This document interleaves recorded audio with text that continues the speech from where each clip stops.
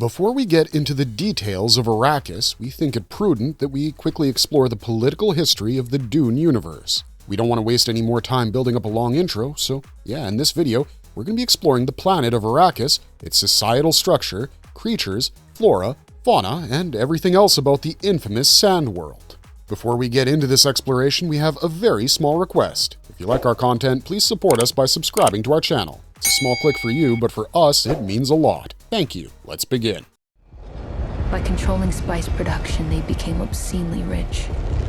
Richer than... Why is Arrakis politically important in the Dune universe? About 20,000 years from now, humanity has spread across the galaxy, settling on numerous planets. These worlds follow the rule of aristocratic houses, each bowing to the imperial family, House Corino. But the real catch is Arrakis, a desert planet that produces the invaluable spice melange. This stuff extends life and grants prescient vision. It's also essential for space travel, which the Spacing Guild guards. Their navigators use the spice to foresee safe routes through fold space, achieving instant jumps across the galaxy. Let's rewind about 10 millennia before all of this.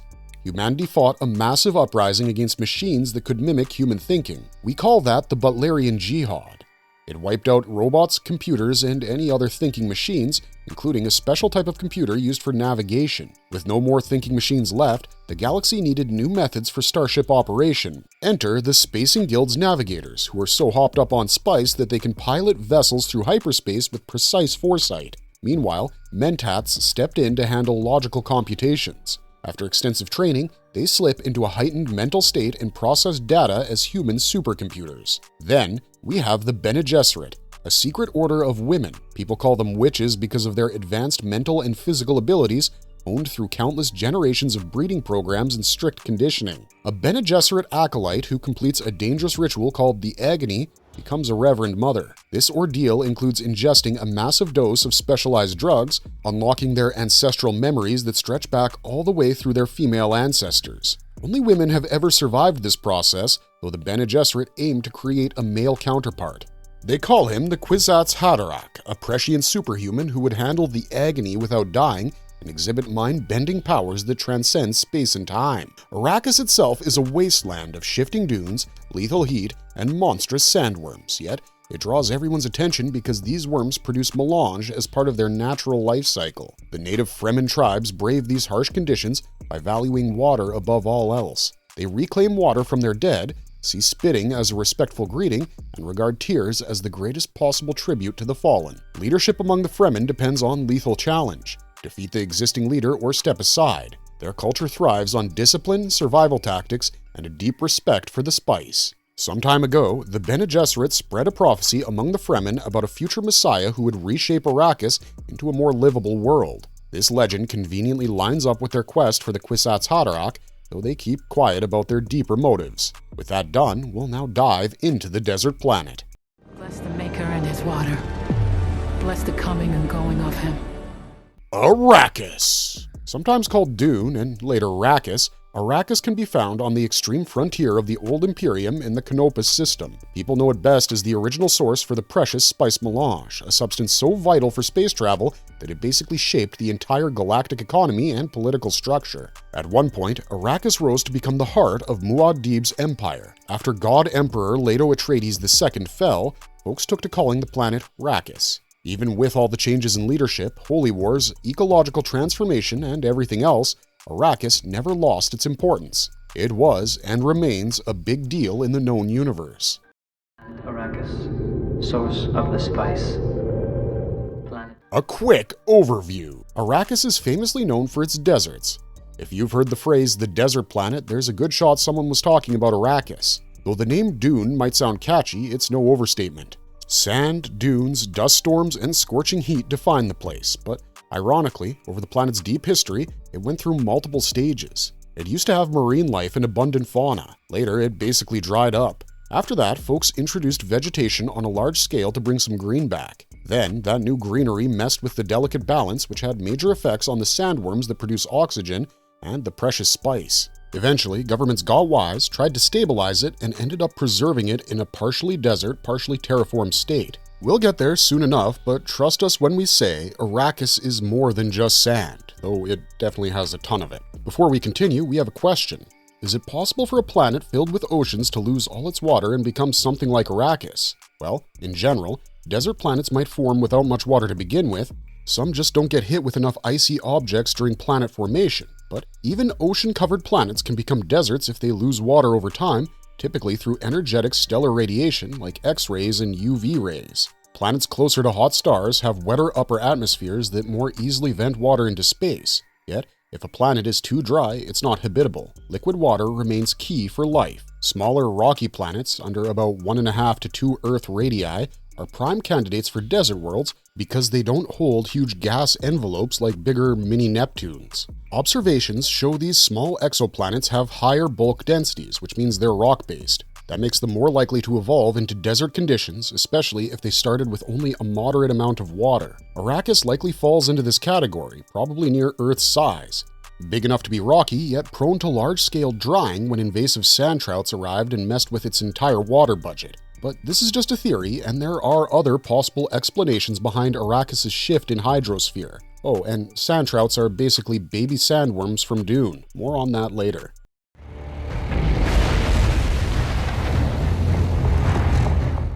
History of Arrakis. So we can pretty much divide the history of Arrakis into 3 major periods. Let's take a look.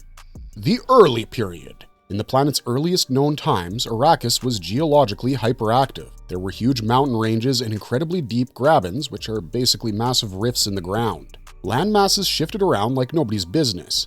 That geological frenzy allowed an environment with enough oxygen for all kinds of creatures to appear, mammals, reptiles, and marine life teeming under the oceans. Interestingly, it never produced super huge reptiles like the ones seen on other planets, which is a weird fact folks still find intriguing. Back then, the planet's atmosphere was stable enough to let a bunch of flora and fauna thrive. Water wasn't scarce, so the land supported big, healthy ecosystems. Middle period. The oxygen catastrophe and desertification. Then came what scientists often call the oxygen catastrophe. It's still a big mystery. Something triggered a radical climate shift around 49.7 million years ago, like unbelievably drastic. Possibly it was a huge comet that blasted through the atmosphere, or maybe it missed by a hair but still scorched off a ton of air. The official theory goes that the atmosphere was either burned away or heated so much that the planet's oceans evaporated. Water vapor soared into the sky, but eventually it all drifted off into space. Oxygen plummeted, vegetation died out, and the surface baked into dryness. This was the turning point that turned Arrakis into the desert it's famous for. With the plants gone, there was nobody around to replenish the oxygen. A few primitive forms of worms, the ancestors of the Shai-Hulud, yeah, that's right, the big bad sandworms, stuck around, along with some microorganisms and plankton. Volcanic gases poured into the sky, tried to strike an equilibrium, but the planet didn't bounce back to lushness. By that time, the environment was basically a parched wasteland. Marine sediment shows that only a handful of worm species, protochordates, and tiny microorganisms survived. Once the oceans disappeared, all the large land animals went extinct as well. Eventually, the oxygen levels started inching up again. This puzzling phenomenon made scientists scratch their heads for ages until 3 big-brained researchers, W.N. Dragon, C.D. Umbo, and A.H. Hatan, figured out that part of the sandworm's metabolism was spitting out oxygen. That's right, the monstrous sandworms literally produce oxygen. Thanks to them, oxygen levels rose high enough to let small oxygen-breathing life forms appear on the scene. 3 species survived, presumably because they were hardy enough to handle the planet's new dryness, but Arrakis' string of bad luck didn't stop there. It originally boasted 3 natural moons. One was orbiting within the planet's ecliptic plane, but an asteroid or comet smacked it to pieces. Most of the debris crashed into Arrakis, some formed a ring, and the dust in that ring blocked sunlight from reaching the planet. Boom. Major cooldown, another ice age. While legends place this catastrophic event around 19,460 BG, geological data suggests it happened more like 184,460 BG. That's quite the discrepancy, but either way, it was a cataclysm. Plenty of organisms died off, and the survivors had to adapt yet again. Meanwhile, wind-driven sand scoured the surface. The old mountains and valleys got eroded to the point of near flatness, except where the planet's continuing geologic activity raised new terrain. Sandblasting is no exaggeration. We're talking about a desert environment so intense that any standing rock might be whittled down if it stuck up too long. Over time, Arrakis was discovered by the Society of Mystic Mariners under an individual named Jasta Mason. It then became part of various imperial or quasi-imperial systems, with an early governor named Simpo. Later, the Fremen arrived and colonized it around 8,500 years ago. Historians say that most of the current desert life was introduced by the Fremen themselves, so that's an interesting bit. The Fremen basically carried the seeds, sometimes literally, of the ecosystem we see on Arrakis today. They brought certain desert-adapted species, tough plants, and so on. By the time real interstellar powers got a hold of Arrakis, the Fremen were so integral to the planet's survival that the entire desert culture would be unthinkable without them. Later period. Pardot Kynes and terraforming. Later, we meet Pardot Kynes, the famous planetologist with a dream to make Arrakis more people-friendly. He teamed up with the Fremen to start planting the deserts. The initial progress was snail-slow thanks to political maneuvering and other obstacles. Eventually, folks started planting on a huge scale, but messing with Arrakis' natural dryness comes at a cost. As soon as you begin watering the sands, you're basically killing sandworms because they're not fans of water, like at all. Their mortality rate soared faster than vegetation could take root. Oxygen levels dropped yet again because fewer sandworms were around to produce it. Plus, although the new plants were adding some amount of oxygen, the water was lethal to the worms. It's a bad trade-off. Combine that with normal chemical reactions from Arrakis' robust geology, and the entire oxygen cycle went for a toss. People eventually saw a worrisome pattern. If sandworms die, spice production ends. If spice production ends, the entire Imperium collapses. So, Leto II, in his God-Emperor era, set up a planetology commission to keep an eye on everything. By then, humans were already experiencing the early signs of oxygen deficiency. Rumor has it that hundreds died from this slower oxygen slip. The authorities turned to hauling in oxygen from off-world and manufacturing it locally. Over time, the Imperium enforced strict management. Some areas were carefully cultivated, others left as a desert to keep the worms alive. That stabilized the atmosphere at around 23.58% oxygen. Arrakis ended up as a patchwork planet, some desert, some greenery, balanced in a delicate dance. Without close oversight, the entire system might have collapsed into either a lifeless wasteland, zero water, zero oxygen, or a waterlogged environment with zero worms and no spice. Nobody wanted that, so the oversight continued.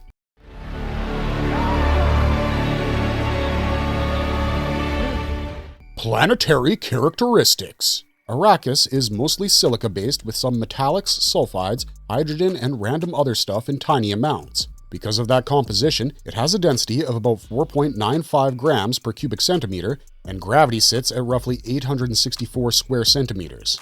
In simpler terms, that means it has slightly lower gravity than some standard habitable planets, enough that you might notice it if you grew up elsewhere, but it's not so low that you'd bounce around like an idiot. Atmospheric pressure at the equator is about 760 millimeters. That lines up with typical conditions for a planet of Arrakis' overall diameter and mass. The local star cluster is soaked in a dust cloud, originally detected by an Arakin astronomer named Chelin in 12,704 AG. This dust cloud influences the planet's climate by blocking or allowing star energy to reach Arrakis. Basically, wherever the planet swings through thicker regions of dust, it gets less sunshine. That triggers mini ice ages. We also can't forget the time the third moon got blown to bits. Orbit and rotation. Arrakis sits around 87 million kilometers from Canopus, which puts it fairly close to that star, especially compared to typical C-class planets that orbit farther out. According to official designations, Arrakis' planetary rotation is in the B class, meaning the air circulation is broken into multiple smaller eddies, cyclones and anticyclones swirling around. Throughout known history, Arrakis' orbit has been roughly circular, with an axis almost perpendicular to its orbital plane. This near-vertical axis means you don't see huge seasonal swings. In many places, you wouldn't even notice the differences between winter and summer. The poles shift a little bit, but that's about it. However, the geological record proves that in the distant past, the planet's tilt, or its distance from Canopus, was different enough to produce drastically different climate outcomes. Now, there are two massive neighboring planets in the system, nicknamed the Twins, the second and fourth planets. These guys are big, and their gravitational pulls tend to yank Arrakis' orbit out of shape every 12,323 years or so,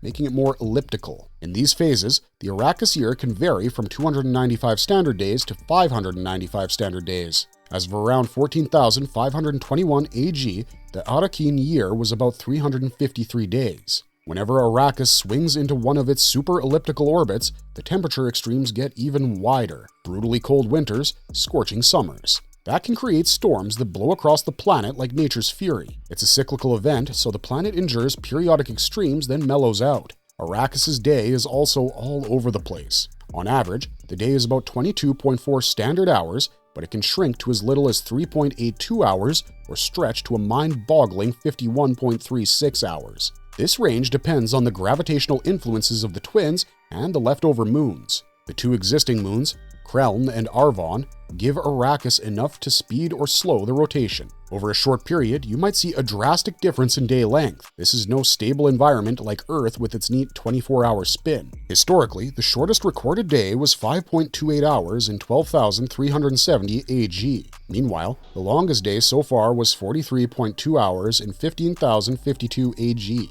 That's official data. You can imagine how that might throw local circadian rhythms into chaos, especially for those used to a more consistent cycle. Magnetic field.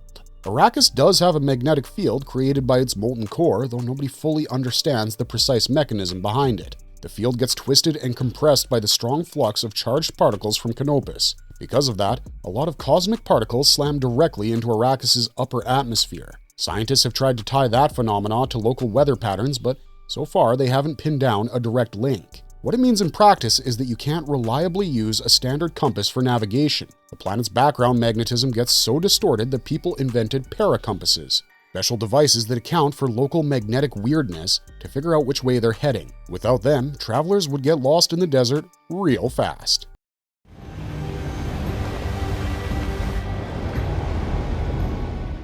Atmosphere. Arrakis' sky is typically dull, almost like a uniform haze thanks to dust scattering. In the polar regions, it can shift to a more bluish color from time to time, but that's less common. Sometimes you'll see wispy cirrus clouds near the poles as well, though the rest of the planet doesn't see many clouds unless there's a major disturbance. According to official data, the mean surface pressure is around 1,000 millibars.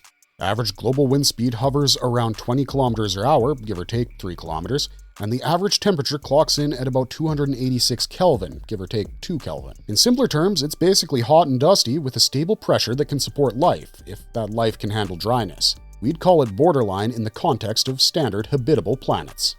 Composition details. Before Kynes' transformation efforts, the major atmospheric components were roughly 74.3% nitrogen, 23.6% oxygen, 1% argon, less than 0.5% water vapor, 0.035% carbon dioxide, and 0.5% ozone. One big anomaly is the high ozone content near ground level. Most planets see their ozone up in the stratosphere, but Arrakis' intense ultraviolet radiation from Canopus, plus the sandworm-related oxygen production, has shaped a unique system. That thick ozone layer near the surface might be the reason Arrakis experiences such gnarly Coriolis storms.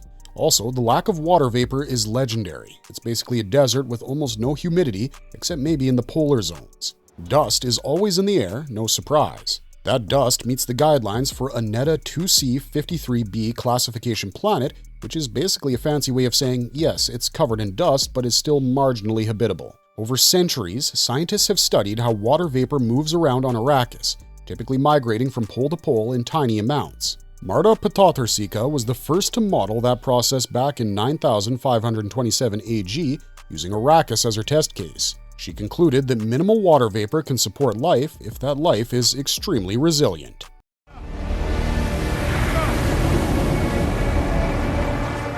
Climate and weather. If you judge by large swaths of Arrakis, the climate is scorching, dry, and generally inhospitable for any normal species. At night, though, temperatures can drop substantially. At the poles, it can dip below freezing. If Arrakis hits its most elliptical orbit, the seasons get more defined. Summer becomes unbelievably hot and winter unbelievably cold. But, for the most part, especially near the equator, you have a steady blast of desert heat and dryness that never changes much from year to year. The planet's air circulation depends on the temperature difference between the equator and the poles. That difference is about 27 degrees Celsius, so cool polar air slides along the surface towards the equatorial regions and warms up. In the northern hemisphere, that deflection moves the winds west. In the southern hemisphere, east. Throw in Arrakis' rotation, which is by no means stable, and you get swirling storms known to locals as Coriolis storms.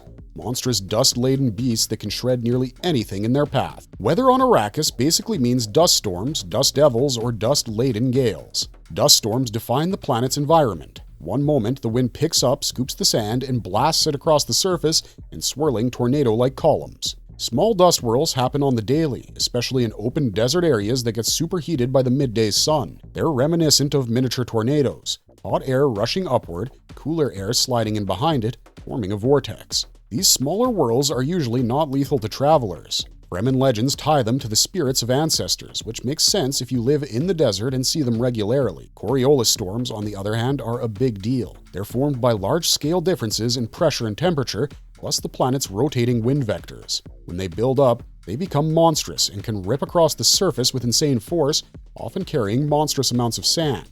These storms are huge on the lightning front too, because all that friction-charged dust discharges electricity. If you're unlucky enough to get caught in a Coriolis storm, you can expect lightning strikes, massive static buildup, and zero visibility. The friction can also generate extra ozone, adding even more weird chemistry to the local atmosphere. After the storms calm down, the dust settles in a phenomenon called El Sayal. Water vapor that clings to the dust can sink to the ground. Ionization from ultraviolet rays eventually releases that water back into the air, completing a short-term cycle. That's a fancy way of saying storms shuffle minuscule bits of moisture around, but it doesn't add up to big lakes or anything. Surface erosion from these storms can be brutal. Some scientists say that if the planet weren't so geologically active, the entire surface would be worn flat by wind-blown sand. You can also see weird features like drum sands, which make rumbling or booming sounds if you step on them, or if the wind hits them just right. Then there are dust chasms or tidal dust basins, basically pockets of extremely loose sand that acts like quicksand. You don't want to stumble in there unprepared, or you might just vanish without a trace.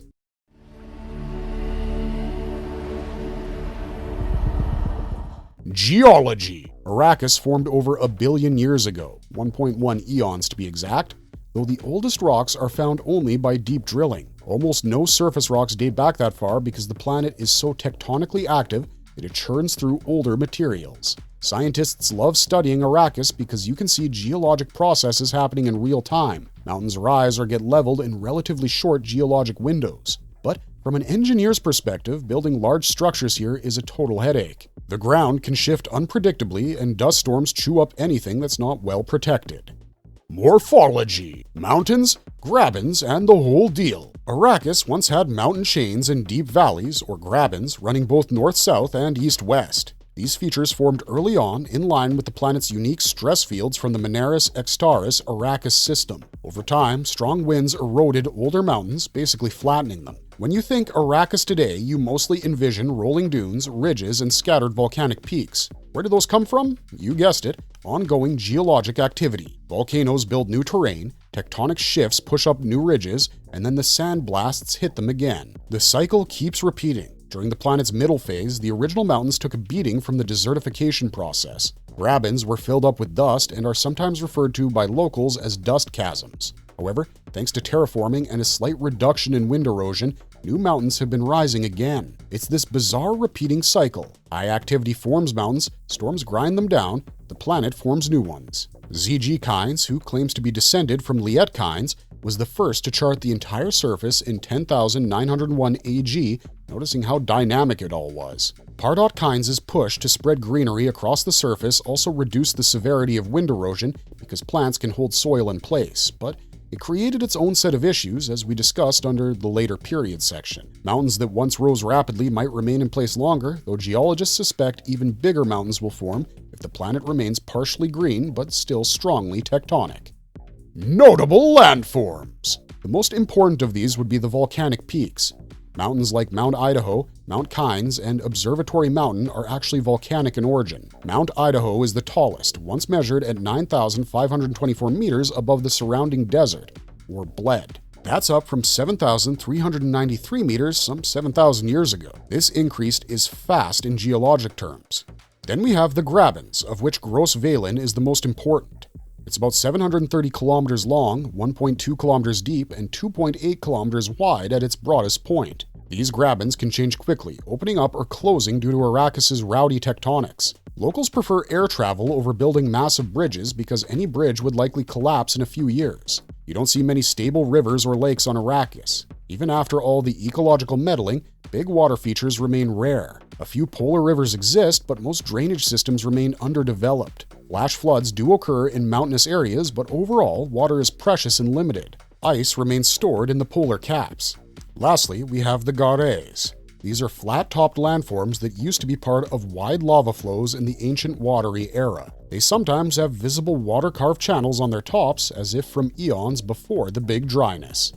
Polar caps. The polar caps are smaller than you'd see on many habitable planets. The dryness means not much water is left to freeze at the poles. Some scientists suspect that the caps were bigger in the past, with glaciers moving far south. Zuras Hakorud documented that these glaciers once reached as far as 62 degrees north in the northern hemisphere and 58 degrees south in the southern hemisphere. In times of heavier glaciation, ice ground up the surface, then melted, depositing a mix of pulverized rock in more temperate regions, creating polar sinks that exist below sea level, or bled level as it's called on Arrakis. Some proposed melting the caps further using solar collectors in orbit to create lakes, then piping that water for agriculture. But folks like Grolic warn that doing so might topple the delicate climate equilibrium and wreck everything in typical Arrakis fashion.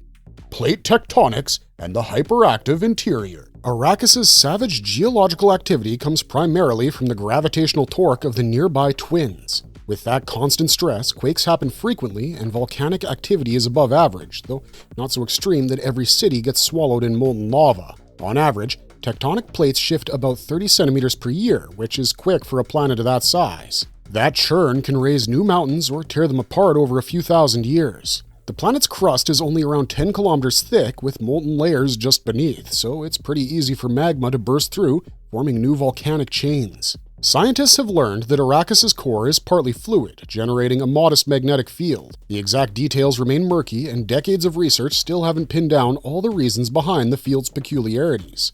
But rest assured, this dynamic interior fuels the planet's never-ending cycle of destruction and renewal.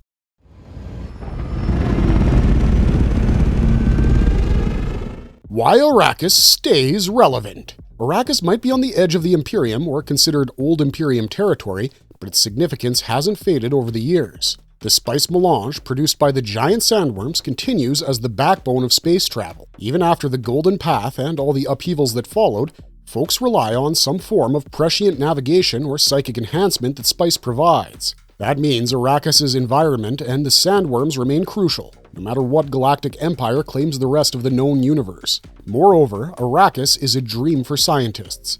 Planetologists get a front-row seat to rapid tectonics and stark climate transitions. Ecologists see how a single species, sandworms, can literally shape a planet's atmospheric composition. Historians love it for the cultural tapestry woven by the Fremen, who learned to harness a merciless desert, eventually toppling an empire and birthing a new one. The place is a never-ending story of synergy and conflict between natural forces and sentient ambition.